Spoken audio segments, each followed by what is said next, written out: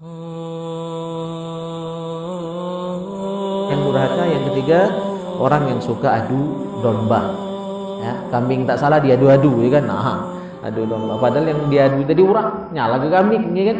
Nah, itulah pemohong, itulah sudah tidak benar ya. Istilahnya lagi salah. Cuma karena sudah terlanjur kita pakai istilah itu. Ya. Jadi yang tidak tahu wajib mencari tahu, wajib belajar. Yang tahu harus ngasih tahu.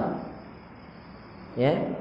Nah, jadi mudah-mudahan hadis ini menjadi penyemangat kita untuk senantiasa menambah wawasan kita, ilmu kita demi peningkatan kualitas iman dan takwa. Jadi belajar bukan cuma sekedar pengetahuan, bukan cuma untuk belagak-belagaan kita buat majelis ini apa iri-irian dengan masalah lain adu majelis kita buat puluh majelis. Hanya sekedar gaya-gayaan tidak. Ya, katik guna kalau niatnya cuma itu. Murni memang niat kita untuk mengupgrade ya, meningkatkan kualitas diri kita. Dan ini bukan cuma kepentingan jamaah, saya pun sama. Jadi kita semua wajib terus menuntut ilmu.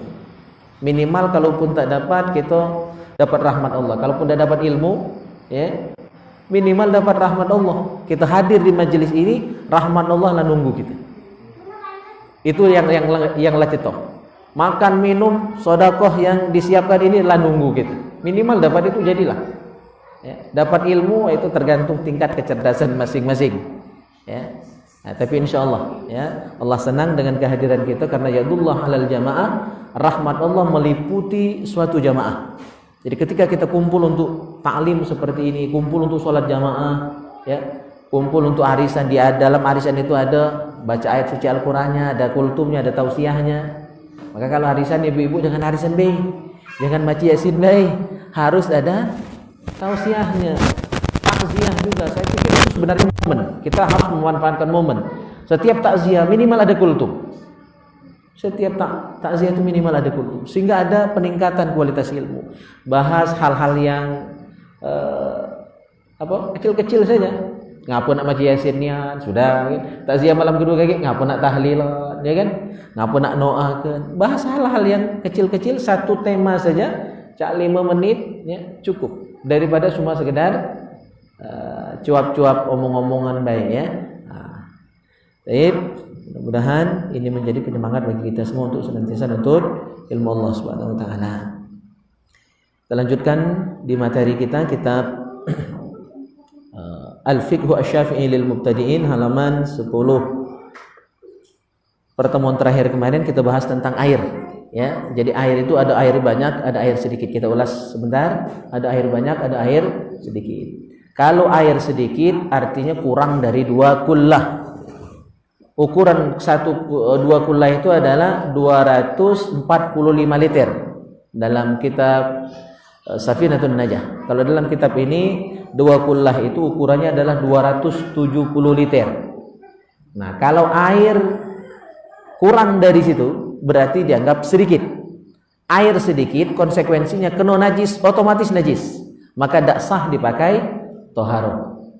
Ya, tidak perlu nunggu perubahan rasa, warna, bau, tidak nunggu.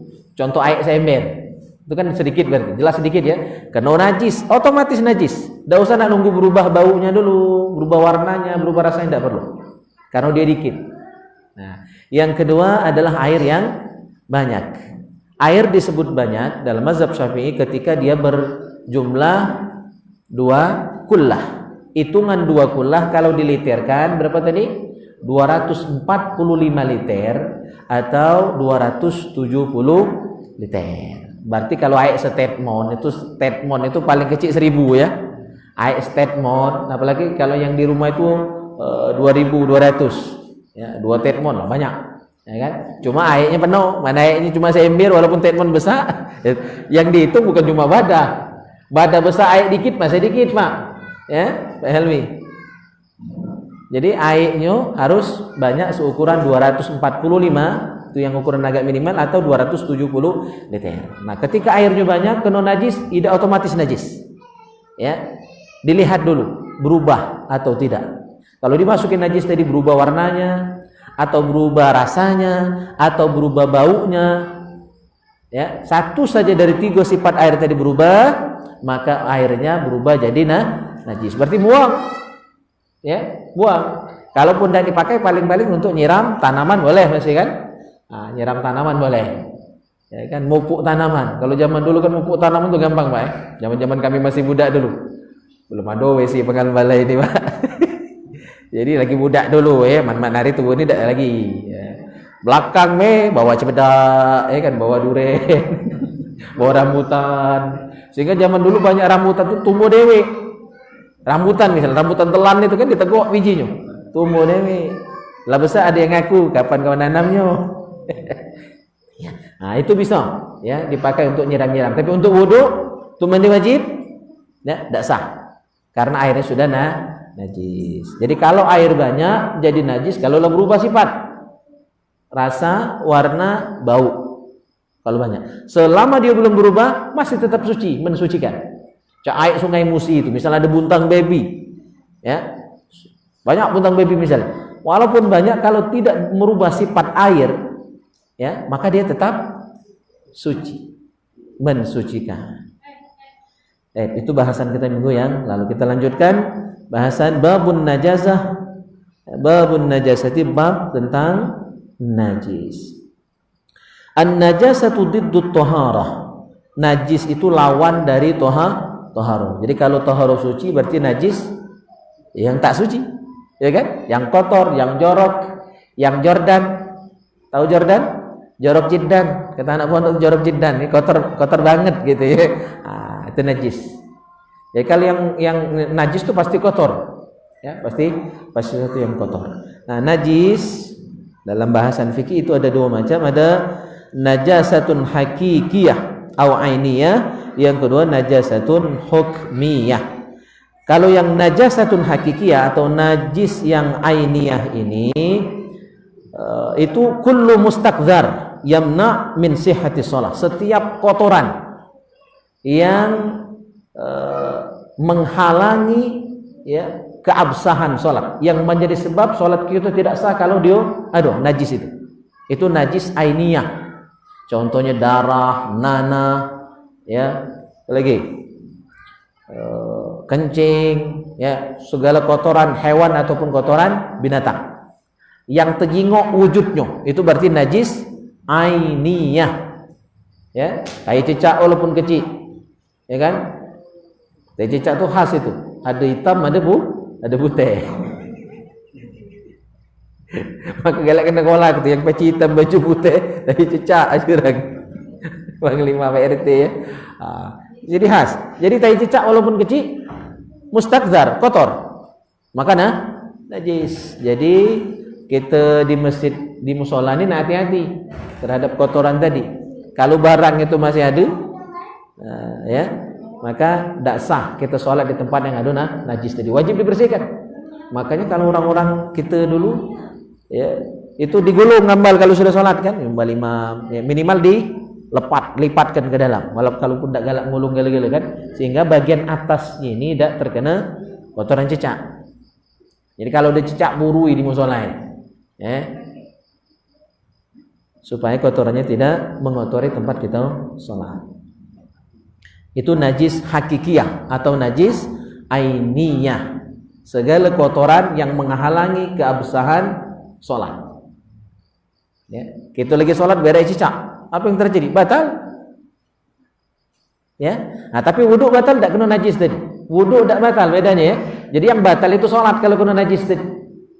Bukan wudhu. Jadi misal kita dari rumah, Bapak Ibu jamaah yang mulia, waktu dari rumah ke musola ini, ke masjid ini, kebetulan misal banyak tai hapi di sini kan, tertijak, ya, maka cukup dibasuh saja.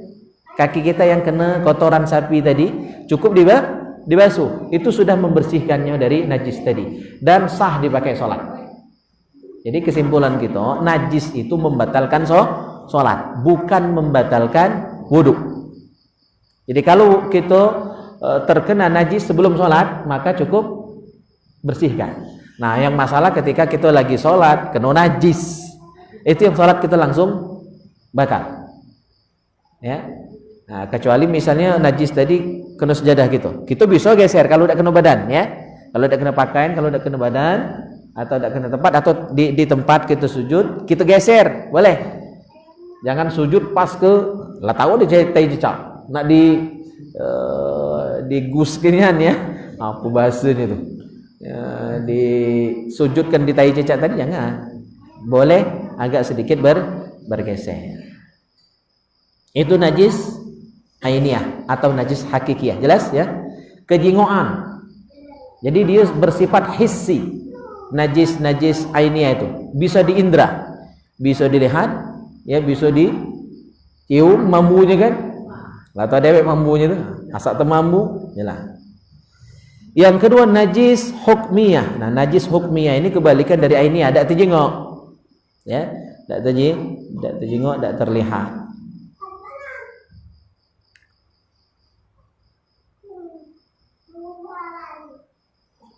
Tapi juga menghalangi keabsahan salat.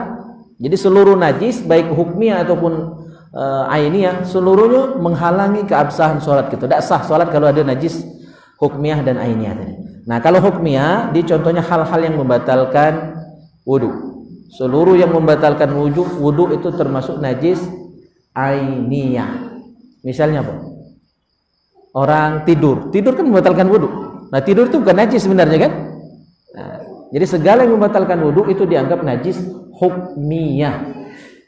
Najis secara hukum, walaupun dia bukan najis. Menyentuh, bersentuhan laki perempuan, itu kan membatalkan wudu dalam mazhab Syafi'i.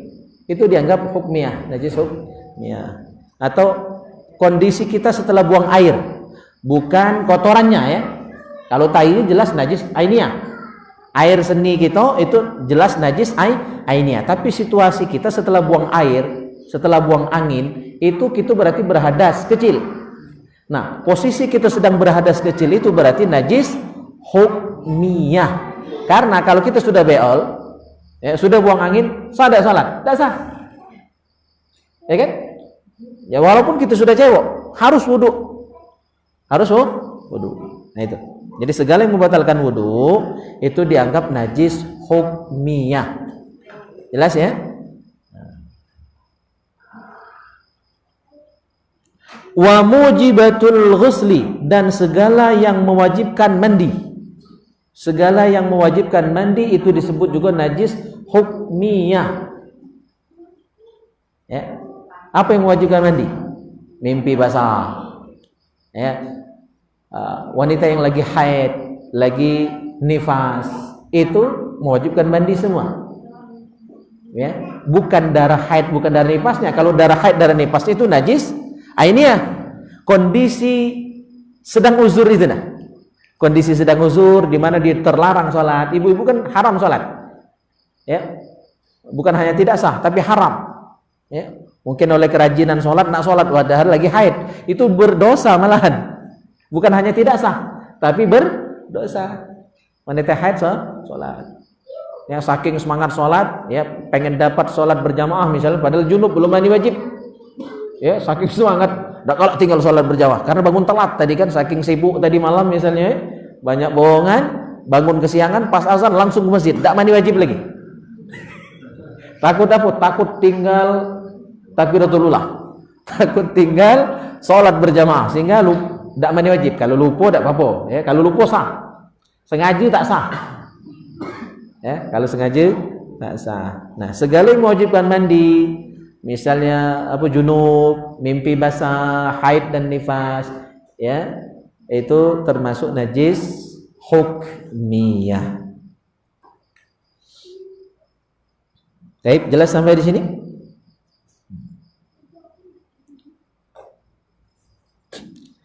Wa ahammu anwa'in najasat. Iya, nah ini macam-macam najis.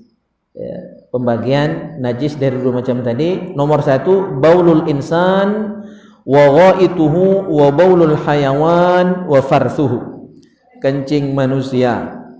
Ya, kencing manusia, tai manusia, kencing hewan, kotoran hewan, seluruhnya najis. Najisnya apa itu? Najis ainiyah atau najis hakikiyah. Nah, apa bukti bahwa ini najis? Nah, zaman dulu, zaman Nabi dulu, ya, ada orang Arab Badui datang ke masjid. Arab Badui ini Arab dusun. Biasanya kalau orang Arab Badui, Arab dusun ini sikapnya agak beda, agak selonong boy. Ya agak basing-basing, Pak, ya. Agak selonong boy, basing me. Ya. Kalau ngomong itu belala belulu, ya kalau jurang bakalan balaya, basing-basing, sikap juga kadang-kadang kasar. Pernah Nabi itu dikasari. Ya, minta dengan Nabi ngasari. Itu cara orang Arab Badui. Sahabat lain kan merengas lah, marah pasti kan, Rasulullah kok dibuat seperti itu. Tapi Rasulullah sabar dengan sikap orang Arab dusun ini. Nah, termasuk ini berlebihan juga. Jadi ketika orang Arab Badui ini datang ke Masjid Nabawi, Rasulullah itu kan tempat kumpulnya itu, tikumnya itu di Masjid Nabawi. Di masjid itulah delegasi-delegasi dari negara-negara luar datang menemui beliau di masjid. Karena beliau tidak punya istana, istananya itu masjid itulah. Ya. Maka kata Rasul, al-masjid baitu kulli mu'min. Masjid itu rumah semua orang beriman. Jadi pusat sentral. Sekolah belum ada, pesantren belum ada, masjid itulah pesantren Rasulullah. Bahkan masjid juga pernah jadi penjara. Ada tawanan perang itu di penjara di masjid, dikebatkan. Tapi diluroi, kasih makan, kasih minum, ya. Bahkan makan minum tawanan perang pada masa Nabi yang diletakkan di penjara itu lebih mewah daripada sahabat Nabi yang ahlus suffah. Rombongan Abu Hurairah itu kan ahlus suffah, tinggal di emperan masjid. Kalau sekarang mungkin marbot masjid lah, ya. Itu dulu saya lama berstatus marbot masjid itu, lagi kuliah di Palembang dulu. Nah, makanan tawanan perang tadi lebih istimewa. Jadi tekilam-kilam lah ya sahabat-sahabat yang ahlu sufa, kok lebih istimewa. Gitu ya. Akhirnya lama-lama masuk Islam. Tawanan perang tadi. Jadi itu maksud saya. Masjid itu sentral pada masa Rasulullah sallallahu alaihi wasallam. Nah, datang Arab Badui tadi, balik cerita tadi. Datang Arab Badui tadi, tiba-tiba kemek. Basing baik kan? Kemek di Masjid Nabawi ya. Masjid zaman itu belum ada keramik, belum ada sejadah, pasir baik, tanah, ya. Tidak ada ini. Jadi ini kalau mau dibilang bid'ah apa ilmi? Ya, tidak ada ambal sejadah ini pada masa Rasulullah SAW. Tapi tidak salah, ya. Nah, zaman Nabi lantainya tanah baik. Jadi sahabat tadi, ya. Tapi Muslim ya, yang orang Arab Badui tadi datang rumah kemek di masjid. Sahabat yang lain nak nangan ngamuk. Ini orang tidak tahu adab, tidak tahu akhlak, tidak tahu diri ya. Datang ke masjid kemek. Ya. Nah, di tengah kencingnya itu sahabat nak menghentikan. Nabi mencegah, jangan. Ya, sudah kalau dia kemek dulu. Karena Rasul kan pandangannya ya, luas ke depan. Kalau dihentikan atau dimarahi, disuruh stop, dia lagi buang air itu, ya tentu kan berceceran lebih banyak tempat yang kena najis. Lebih baik dia tuntaskan di satu tempat itu, tinggal nanti dibersihkan, disiram. Ya. Nah, dasar hadis inilah akhirnya setelah selesai Rasulullah baru suruh sahabat untuk menyiram kencing orang Arab Badui tadi. Nah, berdasarkan hadis ini, kesimpulan para ulama berarti air kencing itu adalah najis. Ya. Nak siapa bagaimana? Nak panglima, bikir masih najis, ya kan? Nak ketua masjid, ketua musola, imam al-amir masih najis, barang itu, najis. Nah, kalau kencing saja najis berdasarkan hadis ini, berarti apa? Kanti kencing itu? Itu lebih najis lagi. Ya kan? Artinya kenajisan buang air besar itu kias dengan buang air kecil. Jadi hadis yang menyatakan bahwa air kencing itu najis, itu hadis. Nah, sementara yang buang air besar kan tidak ada hadisnya. Tapi pakai kias. Artinya kalau kencing saja najis, apalagi tai. Ya, mohon maaf, ini sama cak belajar biologi ya kan.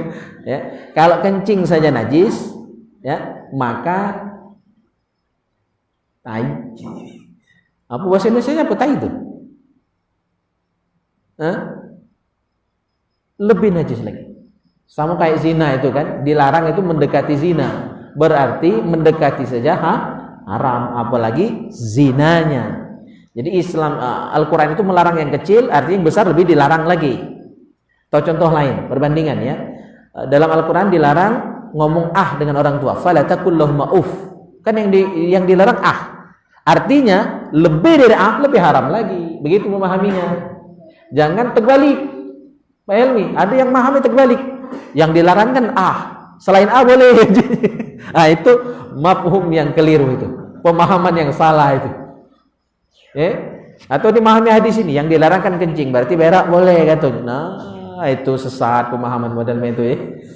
Memang gaya Al-Quran, gaya hadis Nabi itu seperti itu. Melarang yang kecil, berarti yang besar lebih dilarang lagi. Ammal mani, kita lanjut. Faminal adami tahirun li'annahu aslu khalqatil insan al-mukarram. Adapun mani kira-kira suci atau najis? Ada yang tahu jawabannya? Mani najis. Makanya wajib mandi tuh ya. Mana aku tersinggung mani disebut najis. Berarti kita tercipta dari sesuatu yang najis. Padahal laqad khalaqnal insan fi ahsani taqwim. Kita ini sempurna mulia. Ya. Jadi, tapi ada ulama yang berpendapat mani najis. Maka diwajibkan mandi wajib. Tapi Imam Syafi'i dan ulama yang lain berpendapat bahwa mani itu suci. Karena mani itu adalah asal usul penciptaan kita manusia. Kalau Nabi Adam kan dari tanah, kalau kita kan dari saripati tanah, bukan langsung dari tanah begitu ya. Ya, tapi dari saripati tanah. Artinya dari makan minum, ya, dimakan oleh orang tua kita, jadi sperma, hubungan, keluar mani itu. Jadi asal usul itu dari saripati tanah. Jadi mani itu asal usul penciptaan kita manusia. Maka kita seharusnya tersinggung kalau dibilang mani adalah najis. Sesuatu yang dari najis berarti najis. Tak galak gitu. Ya. Walaupun kita menghormati pendapat yang menyebutkan mani itu najis, silakan. Mana aku tak galak. Mani itu suci. Wabil khusus menurut mazhab Syafi'i. Kecuali mani tadi berubah menjadi najis, illa idza ikhtalata bil baul. Kecuali mani tadi bercampur dengan air kencing. Nah, mau mana itu sambil keluar ke mani, sambil keluar ke meme, bercampur. Nah, itu najis baru. Mohon maaf ya, ini banyak yang bujang-bujang yang budak ya. Dengar ke beda loh. Jadi kalau air mani tadi bercampur dengan air seni, maka dia berubah menjadi najis. Au rutubatil farj, ya, atau air mani tadi bercampur dengan, nah ini juga bahasanya agak susah ini. Rutubatil farj ini kalau bahasa dusunnya mudah, aku bahasa dusun lagi dari bahasa Indonesia ya. Itu artinya tai malok. Tai malok, tahu tai malok ya? Beliau paham tuh. Jadi air mani tadi bercampur dengan tai malok. Ya, tai malok itu yang bau-bau tak sedap, yang daki-daki di seputar areal situ ya. Nah, itu namanya tai malok kalau jeram kalam balai. Kecampur dengan mani. Nah, itu baru mani tadi jadi najis. Jadi dia najis bukan dengan sendirinya, tapi ketika bercampur dengan najis yang lain. Tapi maninya itu sendiri ketika dia murni tidak campur dengan yang najis, maka dia suci. Paham ya? Nah, dengan panjang-panjang bahasa ini. Dalam dengar. Wa amma fi ghairil adami fanajisun. Mani selain manusia. Jadi yang suci itu mani manusia. Mani selain manusia najis. Nah, misalnya minal kalbi wal khinzir, ya, qat'an. Untuk mani babi, mani anjing secara pasti, ya, meyakinkan ulama sepakat pasti najis. Ya, karena anjing dan babi itu seluruhnya najis, apapun itu. Bulunya selembar najis, apalagi selain itu. Ya. Atau bahkan ulama dulu sampai mikir udah jauh mah ya. Babi dan anjing itu nikah misalnya. Kalau dengan babi dengan babi, anjing dengan anjing ya udah biasa. Nah, ini babi dengan anjing nikah. Lahir anak tak tahu wujudnya mana. Itu tetap najis. Persilangan antara babi dengan anjing masih najis. Ulama di kitab-kitab klasik udah bahas itu. Bahkan sudah sampai dipikirkan oleh ulama seandainya terjadi persilangan antara babi dengan manusia. Anjing dengan manusia kawin misalnya, lahir anak. Mungkin separuh babi, separuh manusia, separuh anjing, separuh manusia. Lahir, cuma karena salah satu induknya, baik ayahnya atau ibunya adalah anjing atau babi, tetap najis walaupun lahir wujud manusia. Nah, ulama sudah jauh mikir sampai ke situ. Ada belum kenyataan Pak Helmi? Ada belum ya? Tapi ulama berabad-abad yang lalu udah mikir jauh, Pak. Jadi seandainya kita bertanya tentang hukum sesuatu, itu sebenarnya tinggal buka kitab. Sudah ada penjelasan. Jadi kurang refreshing saja, kurang apa? Kurang literasi saja sebenarnya ketika kita tidak tahu hukum sesuatu. Sudah ada dibahas. Cuma kekurangan kita kan kurang banyak baca, juga penjelasan itu banyak ada di kitab-kitab yang berbahasa Arab, sehingga kita agak kurang bisa berselancar tentang hal-hal seperti itu. Jadi najis, ya, mani anjing dan babi. Wa amma ghairuhuma fahuwa tahirun fil asah indal muhaqqiqin wal aktsarin. Adapun mani selain babi dan anjing, mani binatang maksudnya. Mani sapi, mani kambing, mani kuda, mani apa lagi? Kebo, ya. Binatang-binatang yang halal dimakan selain babi dan anjing, maka ulama mayoritas berpendapat hukumnya suci maninya itu. Jadi ada yang galak nyari mani gajah. Gajah halal dimakan atau tidak? Jadi kalau dia halal dimakan, bisa dipastikan suci. Cak sapi, kambing. Ya. Kuda halal enggak? Halal. Sebagian ulama menghalalkan, sebagian tidak. Ya, kebo halal, rusa halal, kijang halal. Nah, rimau halal atau haram? Haram karena termasuk binatang buas. Jadi untuk binatang yang halal dimakan, ulama sepakat hukumnya halal maninya. Nah, ini kan galak ada yang nyari mani gajah nih. Biasanya yang nak bini dua. Galak cari mani gajah. Ya kan terkenal itu mani gajah, ya kan? Nah, kita nak menentukan dia halal haram, jinggo dia termasuk binatang halal atau haram. Gajah halal atau haram? Gajah termasuk haram dimakan. Ya? Haram dimakan. Maka berarti sebagian ulama menghalalkan, sebagian ulama mengharamkan. Tapi yang pasti haram itu babi anjing. Untuk selain babi dan anjing hilafiyah. Ya, ada yang menghalalkan, ada yang mengharamkan. Jadi karena dia wilayah hilafiyah berarti balik ke keyakinan masing-masing. Ya. Mani gajah tadi. Tenok. Tenok itu termasuk binatang buas atau bukan? Ya. Sama cak rusa dia, ya. Jadi kategori dia haram atau tidak itu adalah dia binatang buas atau bukan. Kalau bukan binatang buas, maka dia halal. Cak rusa bukan binatang buas, kijang bukan binatang buas, ya. Atau dia berkuku tajam. Kalau berkuku tajam seperti elang, maka dia haram. Atau dia hidup di dua alam, cak buayu, ya, hidup di air juga hidup di darat, maka dia haram. Ingat kriteria itu saja. Atau binatang itu binatang yang menjijikkan, cak keru itu menjijikkan, maka dia haram. Di samping itu juga bertaring, ya kan? Maka dia haram. Nah, kalau tenok tidak memiliki sifat-sifat itu bukan binatang buas, ya, maka dia termasuk halal.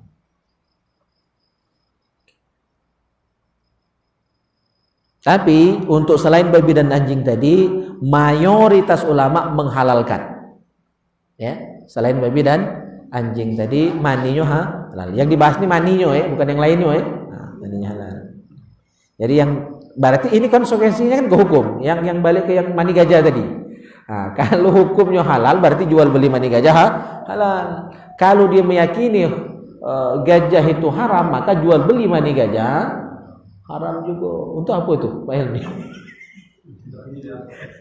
Obat, ya.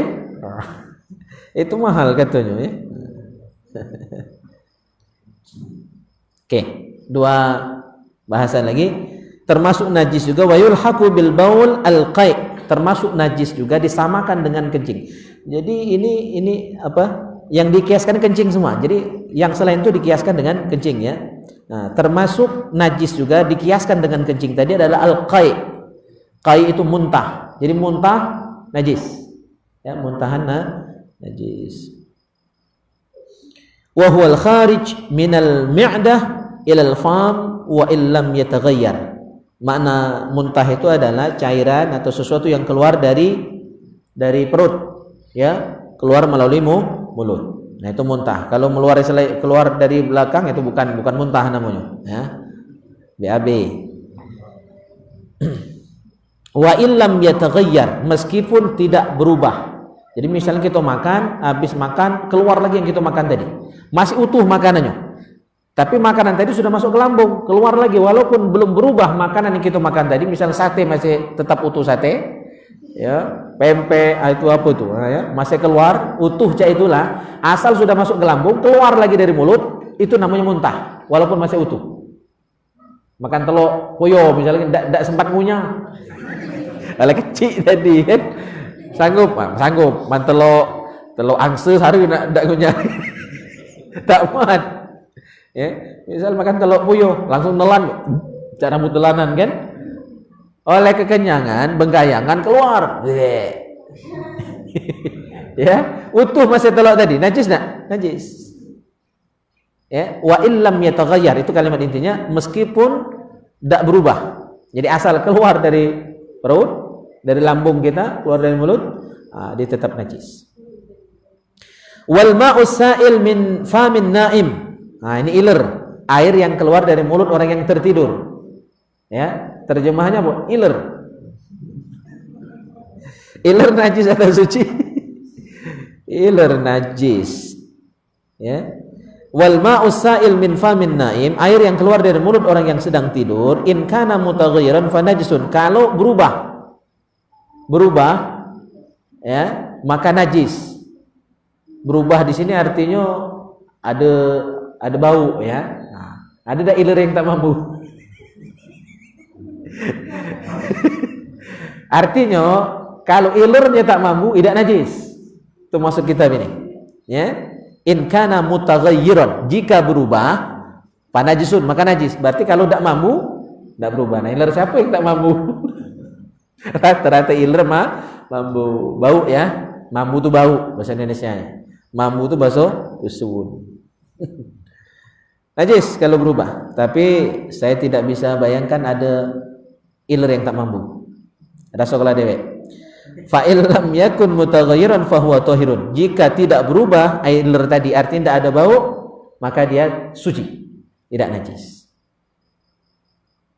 Terakhir, wa yulhaqu bil baul al madhi. Termasuk najis juga dikiaskan dengan air kencing tadi. Ya. Adalah madhi. Madhi itu apa? Wa huwa ma'un abyad raqiqun yakhruju inda taharrukis syahwat. Air yang berwarna putih, raqiq, yang encer, ya. Jadi cairan berwarna putih encer, yakhruju, yang keluar, inda taharrukis syahwat, ketika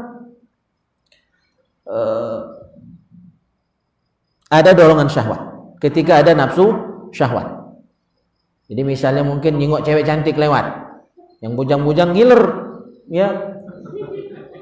Ya, sehingga langsung keluar cairan. Nah, cairan itu bukan mani. Jadi cairan yang keluar dari, mohon maaf, dari kemaluan ketika ada syahwat, ya, ada syahwat. Kan syahwat pasti berhubungan dengan lawan jenis. Kalau nyengok kayu syahwat, nah itu tidak normal itu. Nyengok motor syahwat, ya kan? Pasti nyengok keruh syahwat, itu tidak normal, ya. Nyengok cewek cantik biasanya syahwat, langsung keluar cairan. Nah, kalau cairannya dengan kriteria tadi, warna putih, terus encer, dan tidak ada rasa ketika keluar, tidak ada rasa nikmat. Kalau mani itu kan keluarnya ada rasa lemak, ya. Nah, mimpi basah misalnya, itu ada rasa nikmat ketika keluarnya. Nah, itu mani. Kalau madhi, dia keluar tidak kati rasa, tombak tiba-tiba basah. Nah, mazi termasuk najis. Mazi termasuk najis. Au tadzakuril jima'. Ini contoh mazi masih. Ya, tadi karena syahwat. Ini terkenang hubungan jima'. Ya, terkenang ngambil borongan, ya. Sehingga keluar cairan. Nah, itu bukan mani tapi madhi. Wa yakhruju bila tadaffuq. Nah, keluarnya mazi ini tidak dengan cara terpancar. Kalau mani kan terpancar. Ya, terpancar. Kalau dia ngalir baik, tombak tiba-tiba basah. Nah, itu mazi. Bedanya dengan mani, ya. Wa huwa najsun.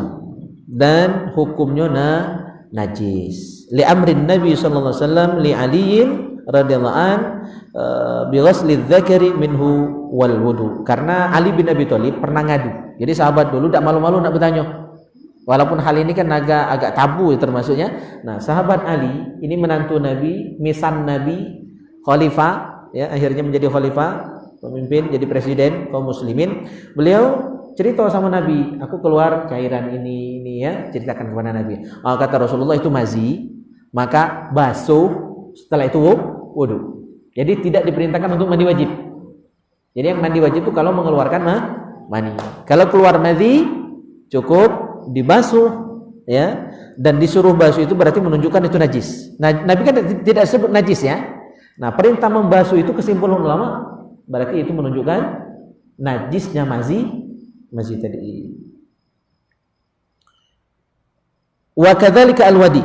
Demikian juga wadi. Jadi ada mani, ada mazi, ada wadi. Nah, nak dikenang ke beda tiga ikut ini.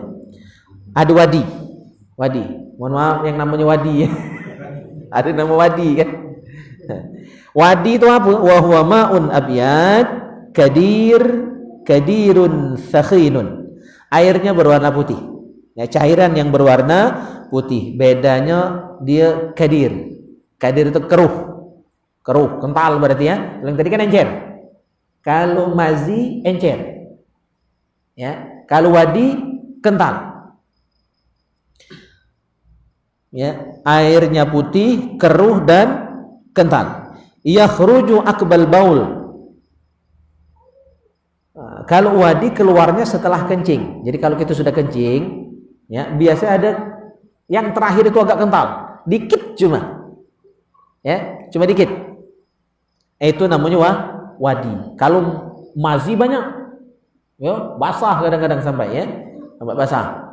Kalau wadi itu dia keluar setelah kita kencing.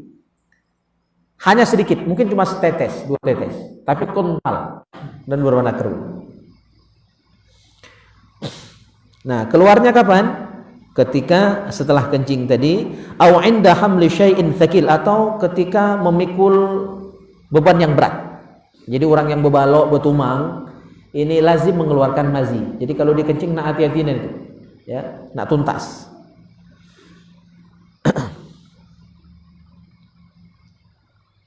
Fayakhuzu hukmal baul, maka hukumnya sama seperti kencing, artinya najis. Jadi air yang keluar dari, mohon maaf kemaluan kita, lanang mobil khusus ini, ya, itu satu mani suci.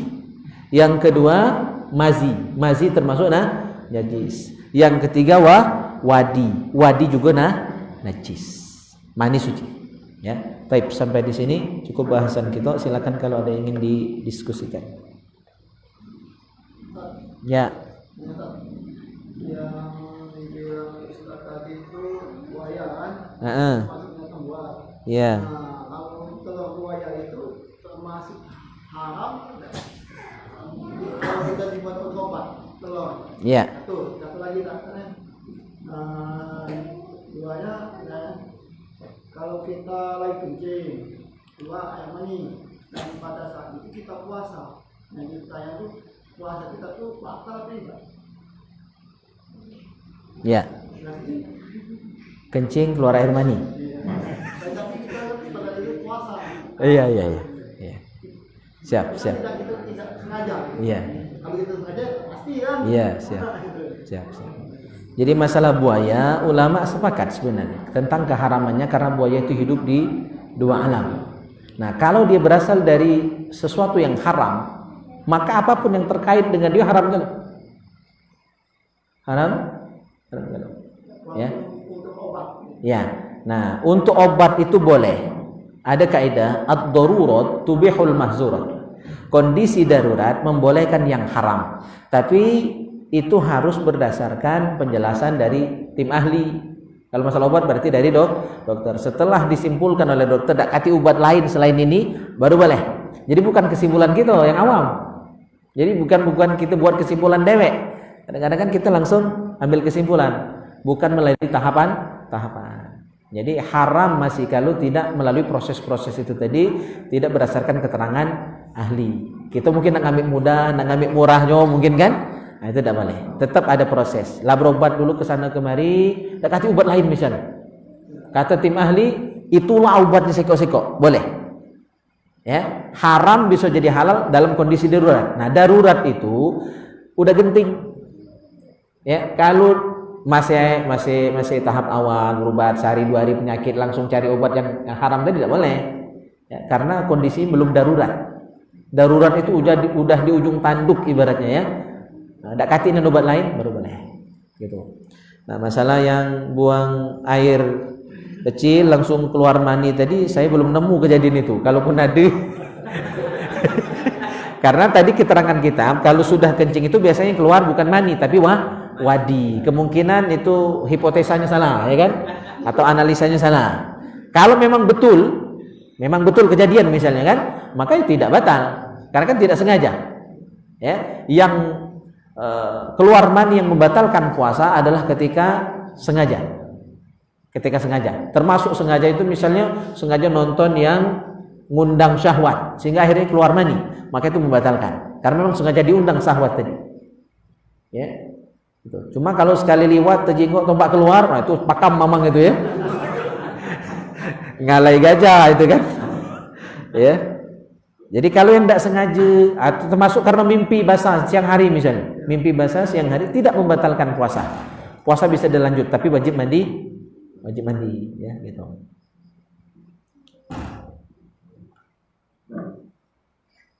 Ya. Namanya pertanyaan dari Ramadan yang ya. Ramadan Suhada. Assalamualaikum Ustaz, izin tanya. Misal ada bencana banjir, tapi sulit menemukan air bersih kan? Untuk wudhu, kemungkinan wudhu ini baiknya tayamum saja atau menggunakan air banjir tersebut. Ya, air banjir itu kan biasanya keruh. Ya, sudah kita bahas kemarin ya beberapa waktu yang lalu bahwa ketika air itu berubah sifatnya, ya sifat itu apa? Warna, rasa, bau. Ya, ini sifat air ini. Ketika perubahan tadi terjadi secara alami, bukan unsur kesengajaan, ya, maka itu tidak berpengaruh kepada kesucian air. Misalnya air keruh karena hujan, masuk banjir itu kan keruh, butek. Tapi kan karena faktor banjir, maka sah. Itu bukan alasan untuk membolehkan tayamum. Ya, keruh itu kotor baik, tapi bukan najis. Kotor belum tentu najis ya. Tapi kalau najis pasti kotor. Nah, contohnya misalnya baju kita kena tanah, itu kotor, tapi masih sah dipakai salat. Beda kalau baju kita kena najis. Itu maksud saya, najis pasti kotor. Kotor belum tentu najis. Misalnya pakaian kita tertumpah kuah, kan kotor. Kuah pindang, ya. Pindang patin ya kan, dan pindang tempoyak ya kan. Tertumpah sambal, kotor enggak baju gitu? Kan kotor. Apakah itu najis? Tidak, masih sah dipakai salat. Jadi kesimpulannya kotor belum tentu najis. Ya, najis pasti kotor. Nah, air banjir yang butek itu ya, dia tetap bisa dipakai untuk taharah. Kalau memang tidak ada air lain, ya kan? Mana ada air lain ya lele. Pakai yang bagus, yang bening, yang jernih, atau dijernihkan dulu. Ya, itu. Selama itu ada mampu mengatakan tidak sampai haram. Ada yang mengatakan mampu haram. Apa tadi makruh? Makruh sampai tidak, cuma tidak haram. Jadi kalau makruh yang haram, tentunya seperti apa? Makruh tahrim. Tidak ada yang haram. Ya, jadi itu dalam mazhab selain Syafi'i sebenarnya. Jadi kalau dalam Syafi'i itu hanya ada makruh, ya, hanya ada makruh. Makruh itu larangan yang tidak sampai haram, ya. Nah, kalau yang ada istilah makruh tanzih, ada makruh tahrim, itu istilah di luar mazhab Syafi'i. Jadi dia hampir-hampir haram, tapi tetap sah. Jadi makruh itu ibadah yang masih tetap sah, cuma dilarang. Ya, lebih baik artinya ditinggalkan. Sesuatu yang tidak disenangi, ya, oleh Allah dan Rasulnya itu makruh, tapi bukan dosa. Tapi lebih baik tidak dilakukan. Wabil khusus makruh tahrim, artinya sudah hampir-hampir haram. Makruh tahrim itu, ya, hampir haram, tapi belum haram. Artinya larangannya itu sangat keras, tapi belum merupakan dosa. Ya, oke.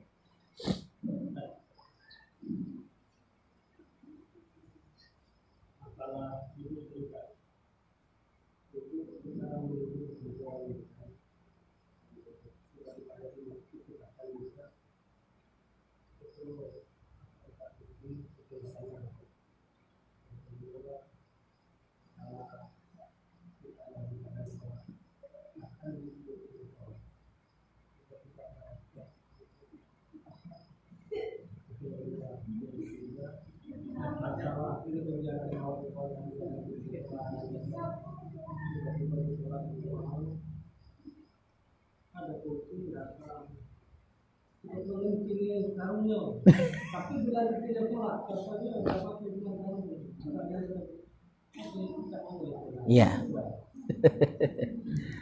Iya.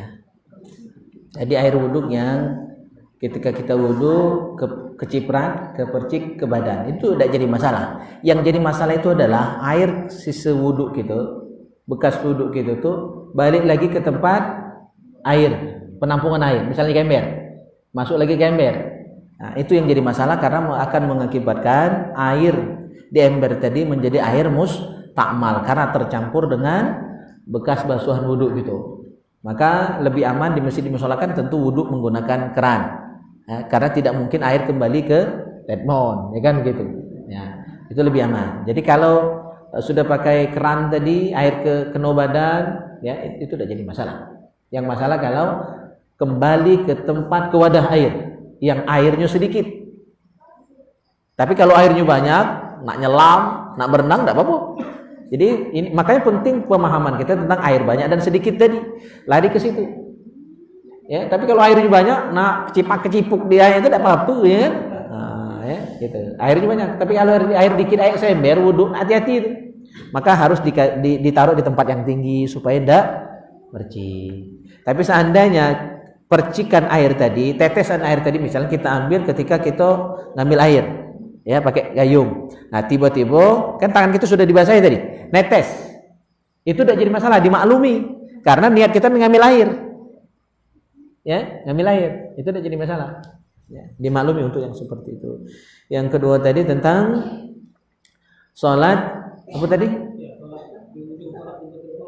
Iya. Sholat tiba-tiba ada rasa buang angin seperti itu. Dan ini memang ada sabda Rasulullah. Kata Rasulullah jangan buru-buru batalkan sholat sampai yakin dengan salah satu dari dua hal. Pertama, mencium bau. Ya, ada mamu kentut kan khas mamu kentut itu kan. Rasulullah pernah nyium mamu kentut, ya kan? Tak lemak, katik kentut yang wangi, ya kan? Nah, yang kedua ada suara. Ya, baik suaranya pes, ya kan, atau push, ya kan, atau brood dan sebagainya, ada suara. Nah, harus diyakinkan dengan salah satu dari dua hal ini, mencium bau atau mendengar suara.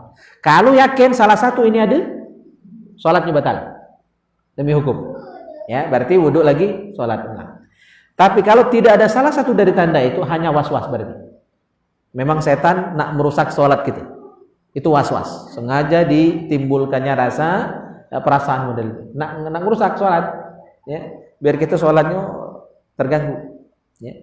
Nah, yang ketiga tadi tentang apa tadi? Nah, lo lupa. Iya, kencing. Tadi sudah kita bahas. Jadi seluruh air seni manusia dan binatang najis. Ya, sudah tadi ya. Kesimpulannya seluruh air seni baik manusia ataupun hewan, ya, baik hewan itu halal dimakan ataupun tidak halal dimakan, maka seluruhnya najis. Kalau air seninya lagi najis berarti kotorannya, tainya lebih najis lagi. Berarti kesimpulan sholat mamang itu batal. Kalau dia tahu jelas kucing ngemek dia jelas batal, ya, maka berarti sholatnya batal. Najis tadi harus dibersihkan, ya kan? Jadi tidak perlu wudhu kan tidak batal. Karena najis wudhu dah batal, yang batal sholatnya. Artinya sholatnya batal, maka dia keluar. Kalau pacak ganti sarung, ganti pakaian itu lebih baik. Atau kalau itulah yang ada, karena lagi dalam perjalanan misalnya, maka cukup dibasuh tempat yang terkena najis tadi. maka dia ulang sholat dari awal. Begitu seharusnya. Ya, gitu. Nah, ini mengenai tempat sholat. Jadi kita tahu kan biasa perjalanan tadi. Perjalanan sekarang kan musim corona kita tidak bawa sejadah. Jadi situlah musola kebetulan masih di situ itu. Jadi tempat yang biasa dilewati oleh orang yang mau masuk ke dalam masjid itu kan tapak kaki dulu. Nah, di situlah kita sholat, kan di situlah ada tempatnya. Kira-kira kayak mana hukumnya? Ya. Ya, penting itu najis atau tidak. Jadi bekas tijaan kaki kita, bekas telapak kaki kita najis atau tidak tergantung kita nijak najis atau tidak. Ya kan, kalau kita tidak nijak najis, walaupun itu bekas tijaan kita, maka tidak najis. Ya, bersih. Ketika kakinya tidak bawa najis. Tapi kalau kita tahu pucaknya ada tai, masih nak sujud di situ, ya salah tubuh. Ya, jadi tidak. Apalagi kan kita tahu di baru sudah wudu, paling kotor baik. Paling kotor ya. Makanya kita harus bisa membedakan mana najis, mana kotor. Kalau kotor wajar. Karena lantai itu sebersih apalah masih ada kotor. Ibarat badan kita lah bekas lah tiap hari masih ada daki itulah. Kan gitu kan? Kalau nak berharap bersihnian gitu dari daki, siapa kira-kira? Sama itu juga lantai itu disapu, dipel, pasti ada debu walaupun dikit. Nah, debu dikit tadi kena tijaan yang kaki bekas wudu kan basah. Nah, adalah warna-warna coklat bekas debu tadi kan. Nah, itu kotor saja. Ya, kotor masih boleh dipakai untuk sholat, bukan najis. Kotor bukan najis. Kalau misalnya ada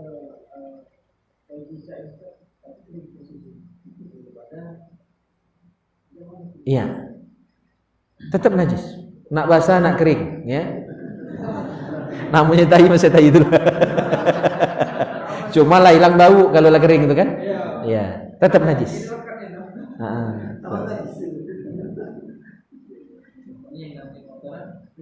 Nah, satu lagi, kalau misalnya lantai rumah kita atau lantai musola ini ada tai cecak, itu jangan dipel secara menyeluruh. Akhirnya najisnya merata. Jadi bersihkan yang tempat itu baik. Bersihkan misalnya di sini ada tai cecak, nah bersihkan di areal yang kena kotoran itu. Jangan langsung dipel, ya. Lagi merata. Sama pakaian bayi kita kan, kena kemek langsung campur dengan baju lain di dalam mesin cuci, sudah kena najis galau. Bersihkan dulu, siram dulu, ya kan, baru nanti dicampur dengan pakaian lain. Akhirnya laju banyak arealnya yang kena najis. Ya, itu teknisnya. Bersihkan. Kan di masyarakat aku dengar begini tadi, ada yang galak makan landak dengan terenggiling, nah itu boleh tidak? Tidak, aku dengar pernah itu. Landak. Ya. Aku rasa dia tidak hidup di dua tempat, tidak ya? Tidak ya. Tidak. Ya, saya tidak bisa memastikan kehalalannya, tapi kita pakai standar tadi ya. Dia termasuk binatang buas atau tidak, ya. Terus binatang menjijikkan atau bukan, hidup di dua alam atau bukan, ya. Terus dia berkuku tajam atau tidak, dia bertaring atau tidak. Ketika syarat-syarat ini tidak terpenuhi, ya, artinya bukan binatang buas, bukan berkuku tajam, ya, bukan bertaring, bukan hewan yang menjijikkan, maka dia halal. Jadi karena memang tidak ada dalil satu persatu. Jadi kalau mau ditanya hadis tentang landak, tidak ada. Nabi itu kan hanya menjelaskan secara umum, kaidah-kaidah umum. Makanya dalam hal ini biasanya ada khilafiyah. Yang pasti itu cuma babi dan anjing. Anjing itu pun masih khilafiyah. Ya, yang pasti niat babi karena disebut dalam Al-Qur'an, hurrimat 'alaikumul maitatu wad-damu wa lahmul khinzir. Al-kalb tidak disebut di Al-Qur'an tentang keharaman secara pasti. Nah, jadi bahkan anjing pun masih khilafiyah, apalagi selain itu. Nah, tinggal kita pakai patokan tadi. Ya. Insya Allah saya cek lagi, sudah ada kitabnya, cuma saya belum sempat bahas kaji sampai ke situ. Landa itu bagaimana vonis ulama tentang hukum makan landa dan terenggiling tadi. Ya, kita cari lagi. Tapi rasanya belum masuk ya syarat itu ya. Oke, ada lagi?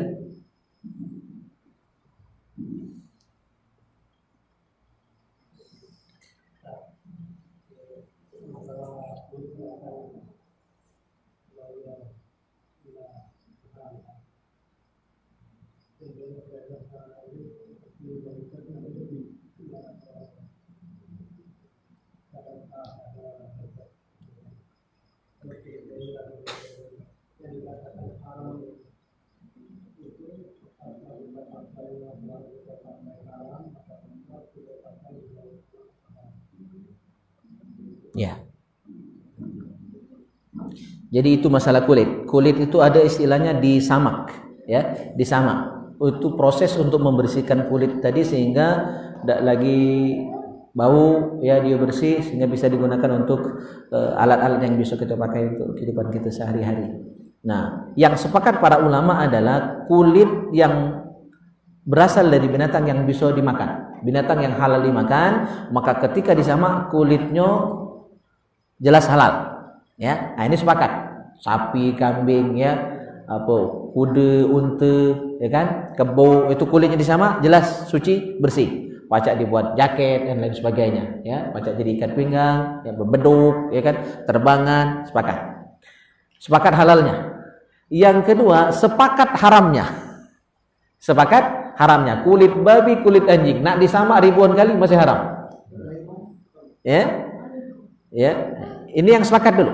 Haram, ya, walaupun disamak sampai bersih, untuk kulit babi dan anjing masih haram pula. Nah, selain itu, ini khilafiyah. Artinya ada yang bolehkan, ada yang tidak. Seperti apa, misalnya ular, itu kan haram dimakan. Tapi bagaimana ketika memanfaatkan kulitnya, halal lebih tidak, ini khilafiyah. Ya, ada yang membolehkan, ada yang tidak. Nah, selama kita meyakini dia termasuk yang dibolehkan ketika sudah disamak, ya, maka halal. Halal dipakai walaupun dalam sholat ataupun di luar sholat. Cuma kalau takut, khawatir, lebih baik tidak pakai dompet, ikat pinggang yang terbuat dari binatang yang diharamkan untuk dikonsumsi tadi. Itu lebih aman. Yang lebih aman. Mana aku tidak perlu pakai kelepe, kocekan tuh lah, ya kan? Pakai kelepe. Ikat pinggang juga tidak, karena bezarung tuh lah. Jangan pakai ikat pinggang, ya kan? Nah, kalaupun mau pakai, masih ada ulama yang membolehkan. Ketika sudah disamak kan berarti sudah dibersihkan. Ya, boleh. Tapi untuk lebih aman, dalam pandangan pribadi saya lebih baik yang tidak, lebih aman, menghindari khilafiyah.